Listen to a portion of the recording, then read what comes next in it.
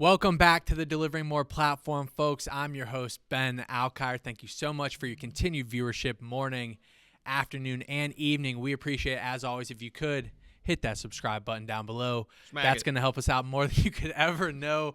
I have another Meet the Team to bring to you folks today. I have with us a previous logistics and dispatcher employee at Deliver That. Yep. Previous co-host of the Delivering More podcast for Deliver That. You originals remember the best host ever on this podcast. And most recently, a software engineer working for Deliver That to this day. 4 years at the company now, you think? Wait, as a software engineer? No, just with Deliver That in general. Over 5 years I've been here. Over 5 years at Deliver That at this point in time. Welcome back, Tristan. David Pellegrin.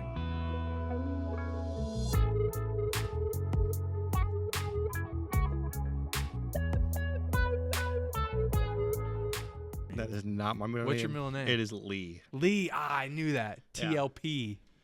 Yeah, you want my social security number too? Yeah, 298. That's actually pretty close. But no, like for a start. Well, what's up, man? Yeah, I've been here. You guys probably seen me. I've been on to Meet the Team 2 times. This is my third one. But I know we have thousands of new drivers, and maybe, hopefully, somebody out there wants to meet somebody from the tech team. I'm not sure. Yeah, I mean, I think we got a lot going on in the tech space too. Yeah, there's a lot. And obviously, I like roping you back into things. Yeah. So it's always good to sit down with you again and just catch up a little bit. Yeah, we got the driver app came out. There's a lot of stuff happening on the back end. Let's get into some of it. What do you want to know? I think we should start out. This is going to be releasing. We're a week out from Christmas upon release. So I want to do a little this or that. Christmas edition. Oh, really? We're starting out with the fun stuff. Yeah. Heck yeah, let's do it. Christmas edition. So we're going to start out. Real tree or fake tree? 100% real tree. The smell, the nostalgia, all this kind of stuff. I have always gotten a real tree, but I live in an apartment, so it's always a small tree. It's not like one of those big regular Christmas trees. It's always got to be pretty small. As a family growing up, did you and your brothers, mom, dad, whoever at the time, did you guys like go out and hunt down the tree and chop it down yourselves and everything? Oh, no, that would have been sweet. We should have.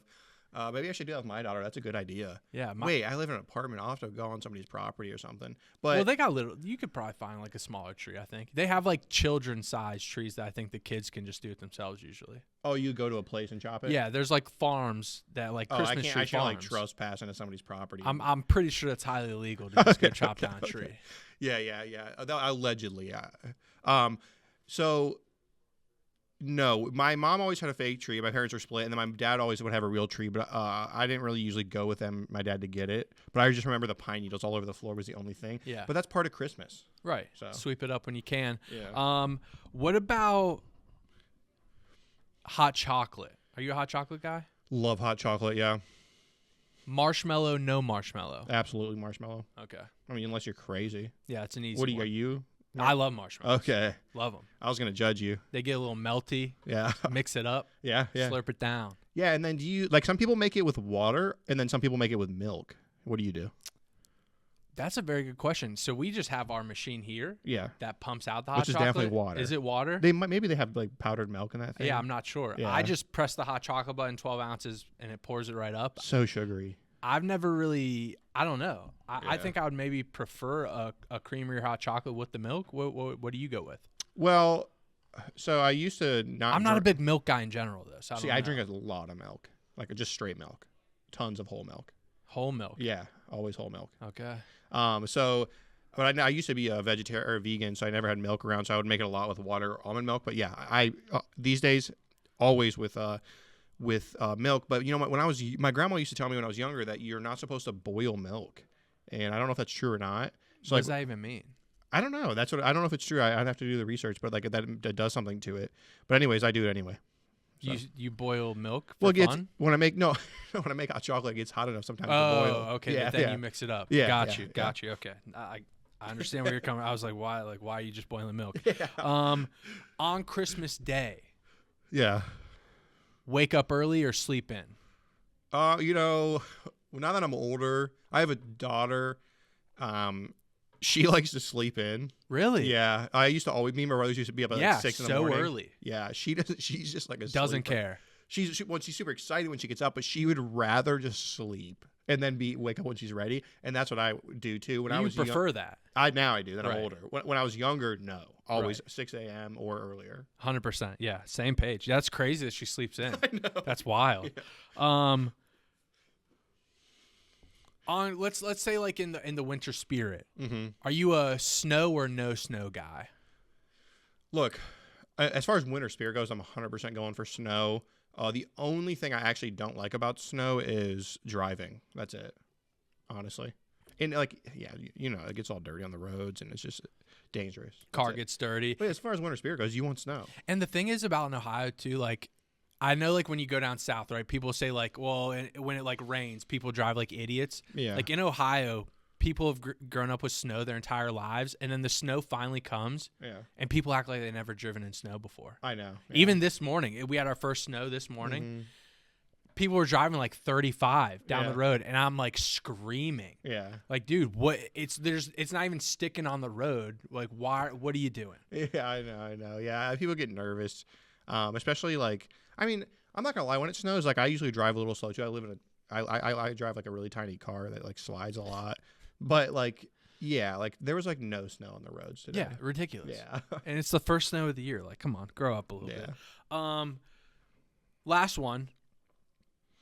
I don't know how this one's gonna go. To be honest, I just kind of wrote it down. Mhm. Would you rather give gifts or receive gifts?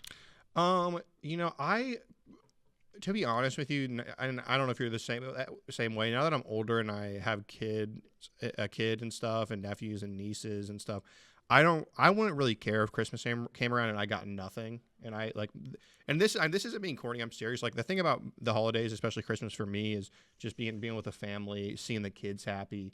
So I'd rather give gifts. I wish I had more money to give gifts. Yeah, 100%. But receiving them's nice. Yeah. I think I always feel the same in terms. Obviously, don't have children, but like in terms of like my sister, my parents, I always feel like they gave me so much growing up that now I'd rather like give back instead of them continuing to give to me. Yeah, if that makes sense. Yeah, and I think they are probably the same way though. That they probably don't care about receiving. Hopefully they all just want to hang out with the family. But it is nice to give somebody something and watch them open it and have them enjoy it. Whether or And you not just they watch them like immediately try to act like they like your gift. Yeah, that's the worst part is trying to find something people like. There's so like my family's huge. It's like I'm not getting everybody a gift. Like I get you know what I mean? Like what's your like I'm not big on being gifted clothes. Yeah. Because like I'm pretty picky about what I wear. Yeah. But for the most part, is there anything you feel like if someone gives you it, you like open the box and you're immediately like, where's the return slip?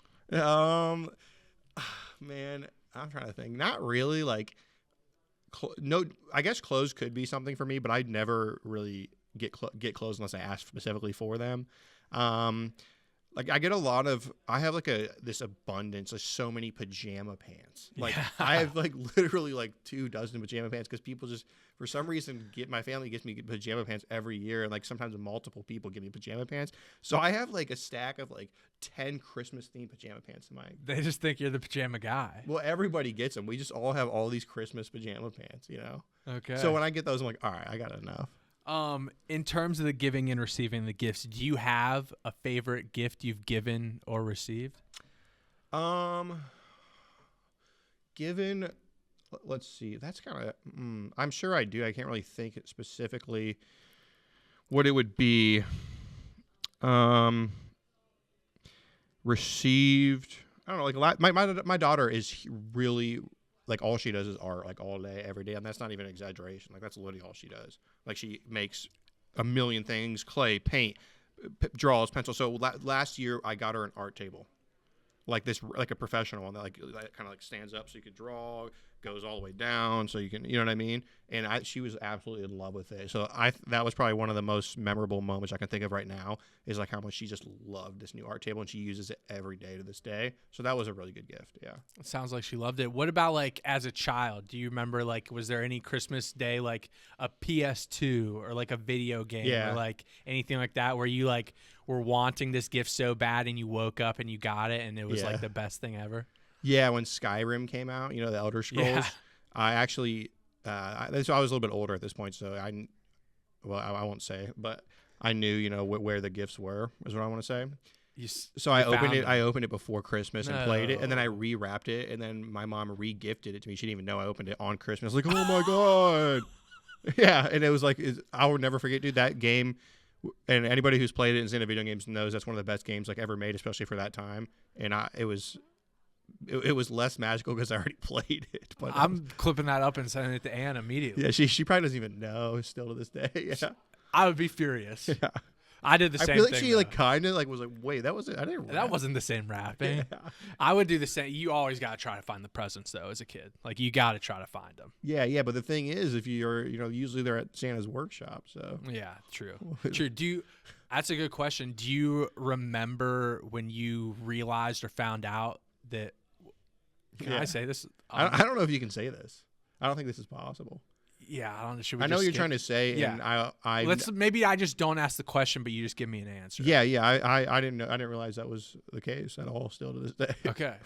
Believers. All right. Yeah, we can both be believers. Yeah. I'm fine with that. Okay. All right. Moving on. Yeah. New app. The driver app. Let's talk about it. Yeah, it's kind of like a Christmas present, right? Yeah, right around Thanksgiving present, Christmas present. Yeah, let's talk about it. Couple things. One is it's really exciting because it gives us the framework to build in the future, right? This app comes out, thousands of drivers are using it. I think it's better. It has a lot of work, and there's a lot of places we can go with it in the future, right? It's going to evolve. The reason when you release something initially is because, okay, this is working as good as it can. We need driver feedback. So here we go. Here's this driver app. Help us evolve it, right? That's what I'm really excited for. There was like months and months of work that went into this. A lot of our team was completely invested in this part. I'm more of on the back end guy. I worked a little bit on the things that happen on the back end for the driver app, but most of this was like the front end team, right? This is the first step in the evolution, I think, of us as a company. Is we're giving Deliver That a driver, a face for the drivers, our own, right? This is more. We had one before, but this one is more ours, right? We have more flexibility and capability to evolve it over time. It's going to help drive the way that we evolve as we get feedback from the drivers, right? And I'm excited to see where it goes. It's one of the biggest things we've done as a company is come out with this app all on our own, right? And I'm excited to see where it goes. Something you touched on a good bit there is like the driver feedback and how they help us evolve the app moving forward. And I think, like from my vantage point, when you first download this new app and compare it to the previous app we've been using since 2019, I think is when we started using Broma maybe, it's not substantially different. Like there's some UI stuff that's a little bit different, and how you can see the mileage, you can see the pay, the date readily available on the order, right? That's probably like the biggest difference right now. But in terms of the actions and how you utilize the app, you go available, unavailable, things like that, it's all pretty similar. Yeah. So did you have a question? I just think I wanted to like lead into you saying that driver feedback will be able to put us into evolutions where that app is completely and fundamentally different than what we used previously. Like right now, it's baseline very similar. In the future, because we're able to build on top of it, it could become something entirely different. Yeah, and that's the whole point. Like when you're making a drastic change, you give the team something familiar to work with, right? And then with the idea that the flexibility in the future of this is much farther beyond what we used to have, right? So here's this. You're going to notice a lot of similarities, but this is the egg, and like, you know what I mean? It's hatching. Like this looks and functions the same, but now we have the ability to take your feedback on it and actually make those changes. You know what I'm trying to say? This is the baby. Like it is going to grow into something completely different, more so for drivers, right? Because this is going to be based off feedback we get from drivers and other people. So yeah. What I don't necessarily know how you guys operate as a team. Obviously now the team has grown and grown over the past couple of years at this point in time. But like, say a handful of drivers, right, give not the same feedback, but similar feedback about a functionality in the app. Your team looks at it, views it, and you're like, yeah, actually, that's very relative and relatable feedback. We should address that. Yeah. Is there like a standard procedure on how you guys go about reviewing that feedback and then addressing it moving forward? Yeah, I think so. When you have thousands and thousands of people using an application, and especially when it's new, you get a lot of feedback, right? You have to kind of pick through that feedback and figure out and put them into a couple categories. One is, this is a problem and it needs fixed as soon as possible. Okay, that's a bug or like it's causing issues or complications for the drivers. Like we have one right now with like the notification sounds and things like that.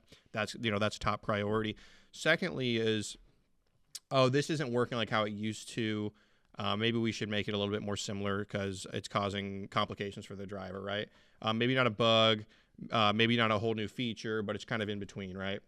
And then thirdly is like, hey, I have feedback about how this works. I think it should work this way, like a new feature, right? And those are taken into account, but everything has to be planned, right?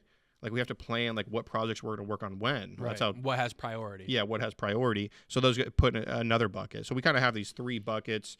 You could maybe even just call them 2 buckets, right? Of what's a priority, what's not.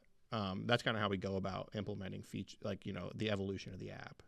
Do you have any? So like obviously you're very familiar with the old application. Yeah. Not necessarily. You wouldn't call yourself fundamental in building the newest application. I think. You wouldn't say you were or weren't. Not fundamental in the front end. But you're involved. I was involved. Yeah. Right. Yeah. So, is there anything you think is? I don't know, this is kind of maybe a wild question to ask right now, but like top of mind right now, is there anything in the funnel for you guys that you think right now is probably going to need addressed or already is being addressed? Yeah, absolutely. And you think there's going to be a fix, I don't know, let's call it early 2025? A fix? Okay, so anything that actually needs fixed is going to be fixed as soon as possible. Right, actual right. problem. Yeah, fix was probably the wrong feature? verb. Yeah. Yeah, so like overall, like primarily the engine of the application is still very similar, right? So like the way that offers come out, the drivers probably see a lot of similarity in this, right? It's like they go to this many drivers. Sometimes the drivers can't get them quick enough, right? We still have these issues, which actually are back end issues. Okay, so in going into 2025, we have this face for the app for you now.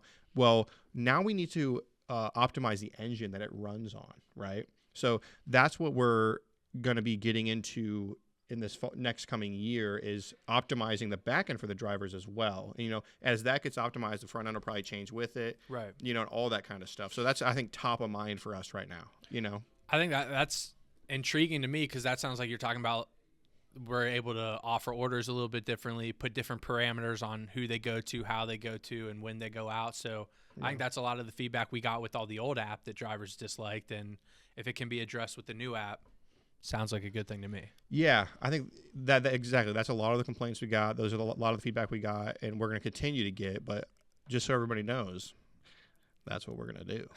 So I can't get it. I thought for sure you were going to say, and it takes some time. Oh, no, it does take time. It for sure does. I mean, it's a big project. Even this application itself took a long time, But, we also have the ability to implement some things with this application since we control like the front end. Let me give you an example. So before, when a driver would try to start a job and it was over 90 minutes of the pickup time, right?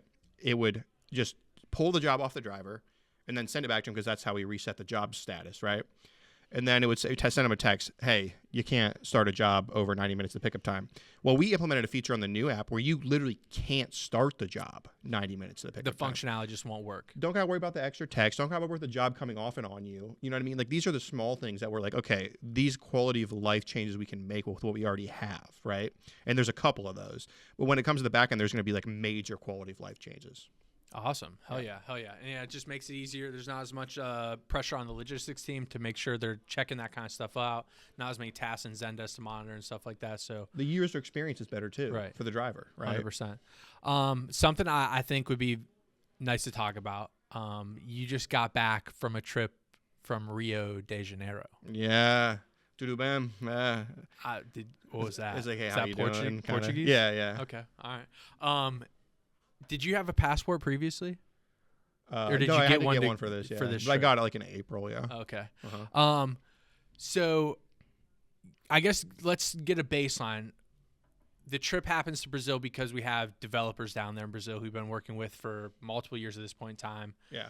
You can name them if you want to, because I don't even know if I necessarily know all their names at this immediate moment. But Yeah. what was the reason for the trip? And then we'll go from there. Yeah, so the reason for the trip is like these are our, you know, a lot of these guys are actually our employees. Like they actually work for Deliver That. And we wanted a team building kind of exercise. We wanted to meet these people in person. You know what I mean? We wanted to. It kind of builds chemistry and brings people closer, and it makes the team function a little bit more efficiently when everybody has this like closer knit bond. And it's hard to do when you're living. Yeah, you've been operating off Zoom calls for 2 years. Exactly. And so we went down there to meet them, and also because, you know, we wanted to visit Brazil. I mean, don't get me wrong.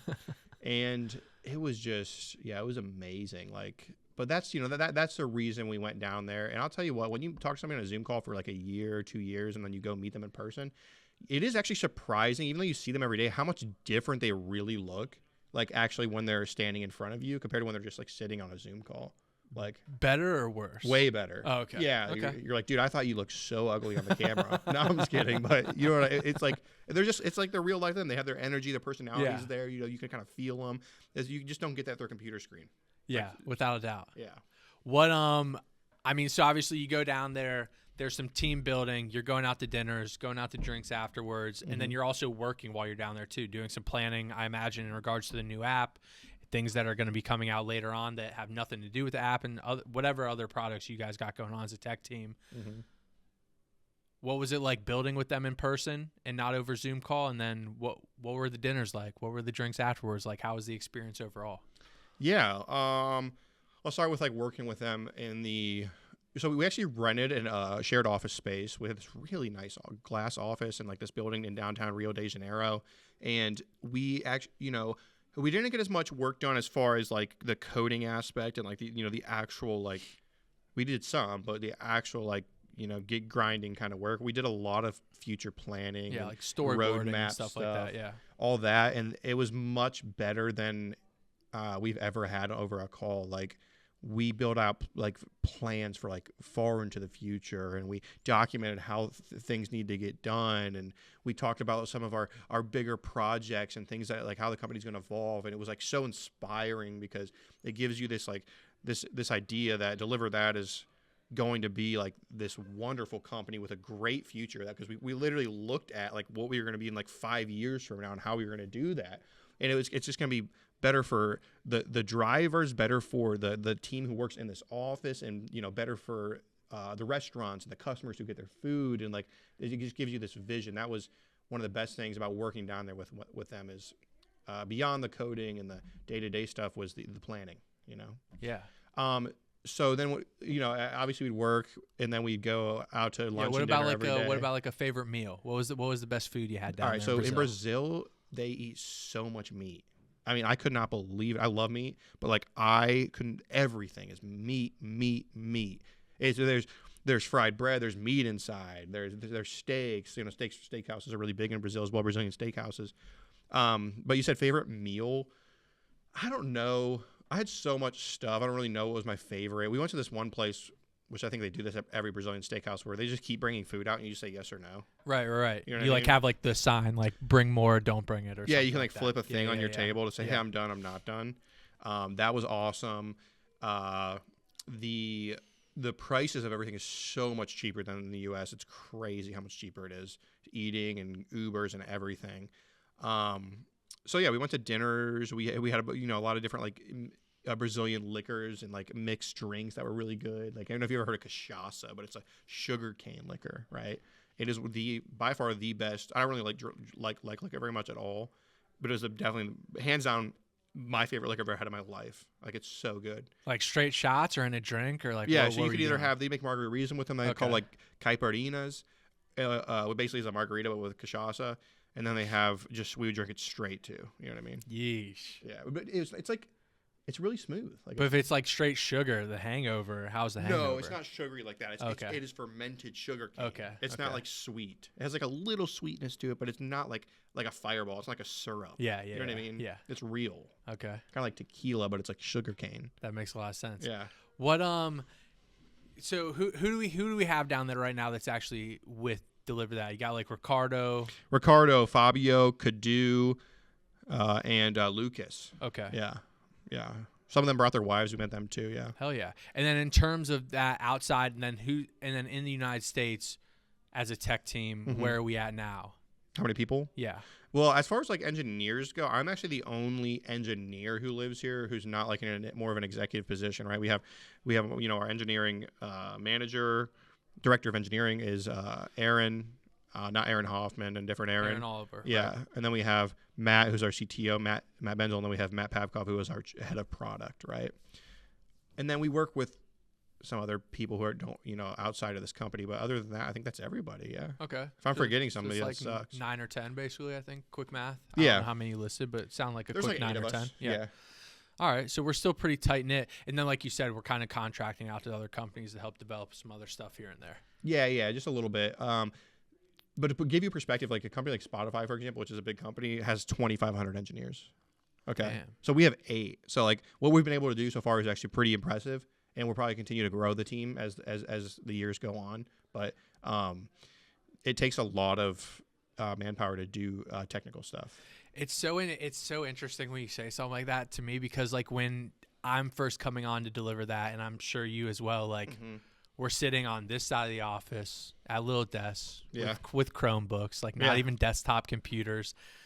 The last thing I'm ever envisioning is deliver that being a software provider or building their own. Yeah. And now, like you said, like that, it is already or going to become the most important piece of the company moving forward. Well, any company that scales and that wants to grow at scale and become more and more successful and provide more and more to society, in the end, they all become tech companies. You cannot in this day and age, you can't really scale without tech. Right. So almost every company becomes a tech company, honestly. Even restaurants. Necessity. Like they have online catering, ordering. They work with delivery providers. They're integrated with different point of sale systems, all that kind of stuff. And a lot of them are starting to build their own apps too. I think Wingstop just built their own app this year. Yep. I mean, all the fast food, big chains have all their own apps. Every company becomes a tech company. Otherwise, you cannot scale anymore. You have to automate things, Hell yeah, man. I don't got much more. You got anything else you want to touch on? Anything you want to ask while you got some cameras back on you? Yeah. So how's the YouTube channel going? Pretty good. Yeah. I mean, I think we're encroaching on 5,000 subscribers. Really, dude? I remember when you hit 1,000. Yeah. We're on pace to hit 5,000 by the end of the year. So I'm pretty pumped about that. The channel's monetized now. So obviously we're bringing in a little bit of revenue. It's not by no means like 50, 60 cents. Yeah. Basically. Yeah. So I mean, it's not much by any means, but it is producing some kind of value outside of just us putting out random videos. But yeah, I love YouTube. I love the shorts game. I think I talked about this on my the biggest thing. My Meet the Team just went out with Christian, I think yesterday. Actually, we're recording this on Thursday in November. It's still November, right? Yeah. And I was basically talking to him about like how, like even back when we were doing our podcast, right, we would do all this long form stuff and we would just clip it all out. And that was like our social post that we would do.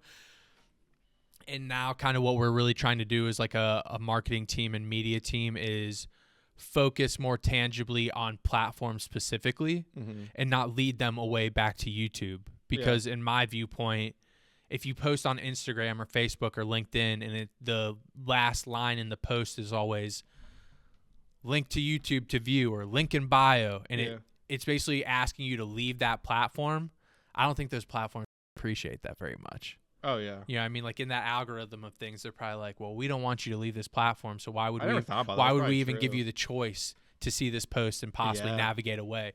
So in my realm of things, we're trying to do things where we're really making content very specifically for these platforms moving forward, and where that takes us, we'll see. Yeah, one thing do you guys use X at all? Not very actively. We post pretty sporadically on there. It's also, we just like, I It's like the #1 news app in the world. I should get on myself there. am very active on X. Like that's Yeah. the social media I use like 24/7. I don't post from my own account very often, but I'm like when I have a spare second at work or at home, I'm not pulling up Instagram or anything. I'm pulling up X. Yeah, the reason I say that though is more so because one thing that would be interesting is if you guys were on X. X actually has their algorithm for their For You page and like your page and stuff literally posted publicly online, like their code. Right. So like it'd be open source. interesting to look at that and see if you guys are on X or like maybe have the tech team look at this algorithm and be like, hey, this is what promotes content on X, and then I'm sure you have some parallels with other platforms. You can be like, okay, so I bet this might work on YouTube too, Yeah. or you know what I mean, stuff like that. Yeah, we need to dive into that a little bit. Yeah. Yeah, no, I think something I really want to. Yeah, I'm down to get into the nitty gritty with X. I want to get back rolling on TikTok. We haven't done that in a couple of years, so yeah, I think 2025 will be interesting to see what happens in terms of social media for us for sure. Yeah, I think you just had a big drop in viewership when I left. So Yeah, you're like, I don't think I'm so. not sure that's true. We had like no viewership then, anyways, right? Yeah, I mean we were at the time it was me and you basically scrounging around to just like interview our drivers or direct partners we already work with. Just too. getting started. Right, yeah. We were just getting on We the did like ground 12 floor. podcasts in that room and never even launched them ever. Yeah, I mean, we recorded like 4 or 5 before. Yeah, was it 4 or 5? Okay. Before, yeah, and then we finally did like the intro video. Yeah. Yeah, we were just warming up. Yeah, just getting on. Yeah. Yeah, but you've been holding the fort down. So, I've been yeah. trying. You've been doing a good job, man. I appreciate it. Yeah. Yeah, I had to say that. He told me I had to say that at the Yeah, end. slip him a little buy him lunch later for that. All right, man. Well, that's all I got. I appreciate you as always joining me on this side of things, getting back in action, and I don't know. Yeah. See you later. Later, See if you come back later, in the guys. I hope office. we 2 days talk. in the office in a row for Tristan right now. Yeah, it's I a mean, big day. It's a big day. I work from home like almost all the time. So every time they're like, "Oh, you here because there's food?" But anyways, That is why he's here. hopefully you guys got some good info from that. Maybe Ben will clip out some of the specific tech things that could be helpful for drivers. And it was good coming back. Thanks, Ben. Thank you.